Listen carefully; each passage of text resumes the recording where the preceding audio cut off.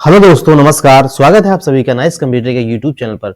जैसा कि उत्तर प्रदेश पुलिस में कांस्टेबल की भर्ती आ चुकी है और आवेदन प्रारंभ हो चुके हैं, तो आज आप लोग सीखने वाले हैं कि आप कैसे ऑनलाइन आवेदन कर पाएंगे। जैसा कि देख पा रहे हैं, यहाँ पर लिख कर आ रहा है नोटिस रिलीज ऑनलाइन आवेदन पुलिस में आरक्षी नागरिक पुलिस पुलिस के पदों पर सीधी भर्ती आवेदन के लिए यहाँ क्लिक करें। जैसे इस पर हम क्लिक करते हैं तो कुछ इस तरीके का इंटरफेस खुलकर आ जाता है, जहां पर लिखा हुआ apply online, OTP activation, candidate login और print application, forget registration number, ये तमाम सारी चीजें यहाँ पर बताई गई हैं, जिन्हें आप देख सकते हैं आसानी से। इसमें यहाँ पर ये सारे ऑप्शन दिए गए हैं। तो आपको कैसे ऑनलाइन आवेदन करना है, फोटो किस तरीके का अपलोड करना है, ये तमाम सारी ऐसी बातें हैं जो आप सीखने वाले हैं। कैसे आप इसे जान पाएंगे, कैसे इसे आप भरेंगे, क्या इसमें एज लिमिट है, ये तमाम सारी बातें इसमें बताई गई हैं। तो आइए बिना देरी के शुरू करते हैं दोस्तों, और फॉर्म को हम फिल करते हैं। सबसे पहले हमें अप्लाई ऑनलाइन पर क्लिक करना है। जैसा कि यहाँ पे देख पा रहे हैं लिखा हुआ है अप्लाई ऑनलाइन। अप्लाई ऑनलाइन पर हम जैसे क्लिक करते हैं तो क्लिक करने के दौरान होता क्या है कि हमारा फॉर्म जो है पूरा खुल करके आ रहा है। ये सारा प्रोसेस लाइव चल रहा है, इसमें कोई पीडीएफ फाइल नहीं है। लाइव कैसे आप भर पाएंगे फॉर्म को, ये तमाम सारी चीजें इसमें है। जैसे कि सबसे पहले दिया गया यहाँ पर लिखा हुआ है कि आवेदक का पहला नाम, जैसे मान लेते किसी का नाम अमित है, अमित कुमार, और अंतिम नेम, तो आपको पहले नेम में लिखना अमित और सेकंड नेम में लिखना यहाँ पर लास्ट वाले में अमित कुमार, और यहाँ आपको भरना है पूरा नाम अमित कुमार। उसी तरीके आपको डेट ऑफ बर्थ अपनी सेलेक्ट करनी है। यहाँ पर पिता का नाम भरना है आपको, फिर यहाँ पे माता का नाम भरना है, और उसके बाद में आपको लिंग जो है जेंडर यहाँ पर सेलेक्ट करनी है। फिर मोबाइल नंबर भरना है, उसके बाद में मोबाइल नंबर की पुष्टि यही करनी है। कंफर्मेशन में वही नंबर देना है जो आप पहले यहाँ पर दे चुके हैं। उसके बाद आपको यहाँ पर अपना आधार नंबर भरना है, आपको मेल आईडी भरनी है, और कंफर्मेशन मेल आईडी में भी वही आईडी भरनी है जो आपने पहले भर दिया है। यहाँ पर नेशनलिटी आपकी क्या है, आप इंडिया के निवासी हैं तो आप इसे यहाँ पर इंडिया सेलेक्ट करेंगे। राष्ट्रीयता अपने आप को यहाँ पर फिल करना है। फिर यहाँ पर कह रहा है लिखा हुआ जैसा कि क्या आप उत्तर प्रदेश के मूल निवासी हैं, तो यहाँ पर आपको यस भरना है। श्रेणी कैटेगरी आपकी क्या है, उसी तरीके से आपको यहाँ पर अपनी कैटेगरी को सेलेक्ट करना है, जैसे कि जनरल, ओबीसी, एससी, एसटी। तो अगर आप उत्तर प्रदेश के निवासी हैं, अगर आप यस करते हैं तो यहाँ पर ये सारी चीजें आपको मिलेंगी। अगर आप यूपी के निवासी नहीं हैं तो सिर्फ यहाँ पर जनरल कैटेगरी और राज्य आपको सेलेक्ट कर लेना है, क्योंकि कोई आरक्षण का नियम इस पर लागू नहीं होता है। तो यूपी निवासी हैं, यस करना है यहाँ पर आपको। क्या आप SC, ST, OBC, EWS, DF और ईएसएमएसजी श्रेणी के अंतर्गत आरक्षण के तहत आते हैं, तो आपको यहाँ पर करना है यस। उसके बाद में आपको यहाँ अपना जाति प्रमाण पत्र, मूल निवास प्रमाण पत्र, ये सारी चीजें यहाँ फिल करनी है। ये लिखा है मूल निवास प्रमाण पत्र निर्गत करने वाला उत्तर प्रदेश राज्य का प्राधिकारी।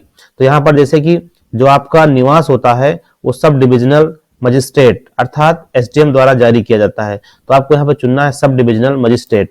उसके बाद में किस डेट में जारी हुआ है, उसका प्रमाण पत्र संख्या क्या है, आप गृह जनपद क्या है, इसे आपको भरना है। फिर यहाँ पर लिखा है कैटेगरी, कैटेगरी मान लेते हैं आपकी ओबीसी है, ईडब्ल्यूएस है, एसटी है, एससी है, जो भी उसे आपको यहाँ पे सेलेक्ट करनी है। उसके बाद में यहाँ पर सेलेक्ट करने के बाद में आपको यहाँ श्रेणी की जो डिटेल्स वो आपको भरनी है, जैसे कि जाति प्रमाण पत्र। तो जो जाति प्रमाण पत्र होता है वो तहसीलदार द्वारा जारी होता है, तो यहाँ को तहसीलदार सेलेक्ट करना है। फिर किस डेट में जारी हुआ है, उसका क्रमांक क्या है, और श्रेणी आवेदन संख्या यहाँ पर आपको भरनी है। उसके बाद में कह रहा है कि आप स्वतंत्रता संग्राम सेनानी के आश्रित है, अगर हैं तो यस करेंगे, नहीं तो नो कर देंगे। क्या आप उत्तर प्रदेश राज्य सरकार के कर्मचारी हैं और आपके पास आवश्यक प्रमाण पत्र हैं, तो यस करेंगे, नहीं नो करेंगे। फिर यहाँ पर कह रहा है क्या आपने होमगार्ड में न्यूनतम 3 वर्ष की सेवा की है, अगर की है तो आपको यहाँ करना है यस, नहीं किए हैं तो करना है नो। उसके बाद फिर दिया है क्या आप भूतपूर्व सैनिक हैं, अगर हैं तो यस, नहीं तो नो करेंगे। उसी तरीके से आपको यहाँ भरना है अपने हाई स्कूल और इंटरमीडिएट की डिटेल, जैसे कि यहाँ अपने बोर्ड का नाम आपको भरना है, आपने किस वर्ष आपने उत्तीर्ण किया है, तो जो उत्तीर्ण वाला वर्ष यहाँ पर दिया गया है, दिन दिया गया है यहाँ पर। तो ये सारी चीजें आपको आपकी मार्कशीट पर मिल जाएंगी, जहां पर नीचे आप देखेंगे लिखा हुआ है, वहां पर डेट और वर्ष सारी चीजें दी गई हैं, उसे आपको यहाँ पे भर लेना है।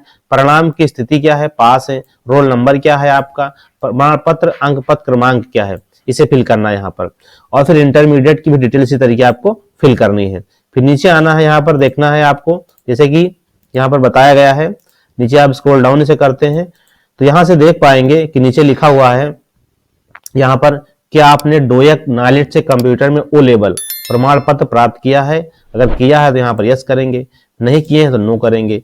क्या आपने 2 साल की न्यूनतम अवधि के लिए प्रादेशिक सेना में काम किया है, तो किया है तो यहाँ पर यस करेंगे, नहीं किया है तो नो करेंगे। क्या आपने राष्ट्रीय कैडेट कोर का भी प्रमाण पत्र प्राप्त किया है, अगर किया है तो यस, नहीं तो नो कर देंगे यहाँ से। फिर यहाँ आपको पूरा पता भरना है, कोई डिटेल आपको यहाँ भरनी है, उसके बाद में प्रीव्यू एंड सबमिट पर क्लिक करना है। तो इन डिटेल्स को हम फिल करते हैं दोस्तों।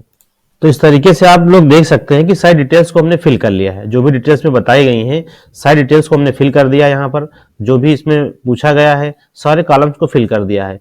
यहाँ पर डिटेल्स एजुकेशन की जो क्वालिफिकेशन है यहाँ भर दी गई हैं, और यहाँ पर एड्रेस जो आप भरेंगे, अगर आपका पत्राचार का पता और अस्थायी पता दोनों सेम है तो इस पर आप जैसे टिक करते हैं तो जो अगर आप इधर भरेंगे पत्राचार का पता, अस्थायी पता में वो सेम आ जाएगा, यहाँ पर भरना नहीं है।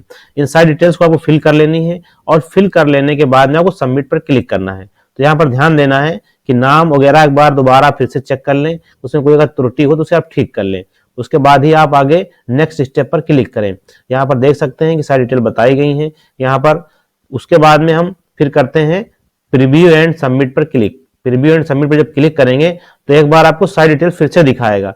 फॉर्म जो आपने भरे हैं, जो डिटेल्स आपने फिल की है, उसे आपको फिर से एक बार दिखाया जाएगा, उसे आप देख लेंगे। अगर कोई गलती है तब भी आप उसे सुधार सकते हैं, अगर सब सही है तो आप इसे नीचे स्क्रॉल डाउन करेंगे और यहाँ पर इन सारे चेक बॉक्सों को आप टिक करेंगे। जो भी बताए गए हैं यहाँ पर लिखा है, इसे आपको करना है टिक, और टिक करने के बाद में कैप्चा को फिल करना जो नीचे दिखाया गया है। इस कैप्चा को हम फिल करते हैं, और कैप्चा फिल करने के बाद में हम आगे की तरफ बढ़ने के लिए यहाँ क्लिक करेंगे सबमिट एंड नेक्स्ट। इस पर जैसे आप क्लिक करते हैं सबमिट एंड नेक्स्ट पर, तो आपके मोबाइल फोन पर एक ओटीपी जाएगा, उस ओटीपी को आपको फिल करना है। इस तरीके से हमारा पंजीकरण नंबर आ जाएगा, यहाँ पर देख पा रहे हैं। और उसके बाद में यहाँ पर नीचे अकाउंट एक्टिवेशन के लिए दिया गया है, तो एक्टिव थ्रो ओटीपी पर हम क्लिक करते हैं। अब जो है ओटीपी हमारे मोबाइल नंबर पर पहुंच गया है, और यहाँ पर हमें भरना है रजिस्ट्रेशन नंबर, और उसके बाद में डेट ऑफ बर्थ और ओटीपी फिल करना है, और कैप्चा भर के आगे बढ़ जाना है। अब यहां से हम एक्टिवेट पर क्लिक करेंगे। एक्टिवेट पर जैसे क्लिक करेंगे डिटेल्स को भरने के बाद में, तो हमारा जो फॉर्म है इसकी डिटेल्स जो है एक्टिवेट हो जाएंगी। आगे की डिटेल फिल करने के लिए यहां पर फिर से इंटरफेस खुलकर आ जाएंगे। ये बता रहा है कि your registration is activated, you will now be redirect to the login page. तो अब लॉगिन पेज पर हमें जाना है, जहां इसको करना है लॉगिन। यहाँ पर जैसे खुल के आ गया है, तो इन डिटेल्स को हमें यहाँ पर फिल करना है। जो मांग रहा है यहाँ पर कि रजिस्ट्रेशन नंबर जो आपके मोबाइल नंबर पर पहुंच जाएगा, डेट ऑफ बर्थ अपने आप को सेलेक्ट करनी है, और ये कैप्चा जो दिखाई दे रहा है इस कैप्चा को आपको यहाँ से फिल करना है। तो इसे हम देखते हैं यहाँ से और फिल करते हैं, registration number, date of birth और कैप्चा कोड। अब हम लॉगिन पर क्लिक करते हैं। लॉगिन पर क्लिक करने के बाद में आगे की डिटेल्स आ जाएगी। यहां से पूछ रहा है अब आपसे, यदि आपने पहले ही भुगतान कर लिया है और आपके भुगतान की स्थिति अभी भी लंबित है तो कृपया भुगतान सत्यापन के लिए 2 दिनों की प्रतीक्षा करें। जैसे कि मान लिया आपने फीस पेमेंट करा दी है, फॉर्म भरते समय फीस आपने पे कर दी, और फीस पे करने के बाद में क्या होता है कि आपको जो फॉर्म सक्सेसफुल नहीं होता है, आपका पेमेंट सक्सेसफुल नहीं होता है, तो आप उस कंडीशन में 2 दिनों का इंतजार करिए, आपका पेमेंट वेरीफाई हो जाएगा। आप दोबारा पेमेंट ना करें, आपका पेमेंट फिर से कट जाएगा, और जो आपकी डिटेल्स हैं वो भरने के लिए अवेलेबल नहीं हो पाएंगे। तो इसलिए आप पेमेंट 2 बार ना करें, एक ही बार आप पेमेंट करें, जहां से आपको सारी डिटेल आसानी से भरने के लिए मिल जाएंगी। अब हम क्लिक करते हैं पे नाउ पर। पे नाउ पर जैसे क्लिक करते हैं तो आगे की डिटेल्स के लिए ये पोर्टल खोल देगा। यहां से जो पेमेंट की बात की जाए तो पेमेंट करने के लिए 2 ऑप्शन अवेलेबल हैं अभी, नेट बैंकिंग और यूपीआई। आप यहां से जो ऑप्शन चाहें, अगर आप नेट बैंकिंग के माध्यम से करना चाहते हैं तो नेट बैंकिंग चुनेंगे, अगर आप यूपीआई चाहते हैं या क्यूआर कोड चाहते हैं तब भी यहां से आप इन ऑप्शंस को सेलेक्ट करेंगे। जैसे इस पर हम सिलेक्ट करते हैं, मान लिया हम क्यूआर करना चाहते हैं या यूपीआई आईडी से करना चाहते हैं, तो उसे हम लिखेंगे यहाँ पर क्यूआर के लिए पे नाउ करना है, और यहाँ पर क्यूआर एक जनरेट हो जाएगा। इस क्यूआर कोड को आप आसानी से अपने मोबाइल फोन से स्कैन कर ले, फोन पे गूगल पे जो भी आप डिजिटल पेमेंट करना चाहते हैं उसे स्कैन करेंगे, और पेमेंट के लिए आगे का प्रोसेस बढ़ जाएगा। फिर आपको करना है यहाँ पर फोटो और डॉक्यूमेंट्स को अपलोड करना। तो आप कैसे अपलोड करेंगे, फोटो किस प्रकार का अपलोड करना है, बैकग्राउंड किस कलर में होना चाहिए, उसका जो साइज है कितना होना चाहिए, कितने केबी में साइज होना चाहिए, ये तमाम सारी चीजें आप देख सकते हैं। यहाँ पर आपको हम बताने वाले हैं। फोटो और हस्ताक्षर के लिए बताया गया, यहाँ पर आप देख सकते हैं फोटो एवं हस्ताक्षर को कैसे आपको अपलोड करना है, कि आवेदन पत्र में अन्य सूचनाओं के अतिरिक्त फोटो और हस्ताक्षर अलग अलग अपलोड करना होगा। अभ्यर्थी अपनी रंगीन फोटो आवेदन में उल्लिखित निर्धारित आकार न्यूनतम जो है 20 केबी तथा अधिकतम 50 केबी व हस्ताक्षर न्यूनतम 5 केबी तथा अधिकतम 20 केबी पर आपको अपलोड करने हैं। यहाँ पर जैसा कि देख सकते हैं, यहाँ पर डिटेल सारी बताई गई है कि आपको फोटो कैसे अपलोड करनी है और केबी में ही इसमें स्कैन करना है। और यहाँ पे ध्यान देना है कि रंगीन फोटो का आकार 35 mm 1.4 इंच x 45 mm और 1.75 इंच का होना चाहिए, जिसमें फोटो का लगभग 70% भाग चेहरे से आच्छादित हो। सेवारत अभ्यर्थियों की फोटो में कोई वर्दी धारित नहीं होनी चाहिए। अभ्यर्थी का फोटोग्राफ निम्न मानक के अनुरूप होना चाहिए, जैसा कि इसमें बताया गया है। आप देख सकते हैं यहाँ पर डिटेल्स सारी दी गई हैं। इसको हम स्क्रॉल डाउन करते हैं कि यहाँ पर लिखा है सफेद या हल्के ग्रे रंग की सादी पृष्ठभूमि आवश्यक है। और यहाँ पर दिया गया है कि चेहरे की छवि स्पष्ट दिखनी चाहिए, चेहरे पर अधिकतम चमक छाया नहीं होनी चाहिए। नामांकन के लिए फोटो 6 महीने के भीतर लिया गया हो। सफेद या हल्के ग्रे रंग की सादी पृष्ठभूमि आवश्यक है, तो जो बैकग्राउंड है वो सफेद होना चाहिए। टुड्डी से शिखर तक साफ दिखाई देना चाहिए और तटस्थ अभिक्त मुंह बंद आंखें खुली होनी चाहिए। चेहरे के दोनों किनारे दोनों कान साफ दिखते हों। कैमरे पर सीधी नजर हो। चश्मा पहनने की स्थिति में आंखें साफ दिखनी चाहिए और ग्लास रंगीन नहीं होना चाहिए। फोटो में टोपी मफलर आदि धारण नहीं करना चाहिए। तो यहाँ पर ये सारी बातें बताई गई कि फोटो जो आप अपलोड करें तो इस सारी बातों का ध्यान रखें, नहीं आपको फॉर्म रिजेक्ट हो सकता है। इस प्रकार अभ्यर्थी 3.5 सेंटीमीटर चौड़ा 1.5 सेंटीमीटर लंबा कागज के टुकड़े पर काली स्याही से पूर्ण हस्ताक्षर बनाकर जेपीजी, जेपीजी और जेपीई के प्रारूप में स्कैन करेंगे। इसका आकार 5 केबी व अधिक 20 केबी से कम होना चाहिए। तो इस तरीके से आप लोग डॉक्यूमेंट्स को दोस्तों अपलोड करेंगे पेमेंट करने के बाद। तो ये था वीडियो जिसमें आपने सीखा कि फॉर्म को आप कैसे फिल करना है, डॉक्यूमेंट को कैसे अपलोड करेंगे। आगे के वीडियो में आपको सारी जानकारियां मिलने वाली है दोस्तों। वीडियो को अंत तक देखने के लिए आपका बहुत बहुत धन्यवाद। मिलते हैं अगले वीडियो में, तब तक के लिए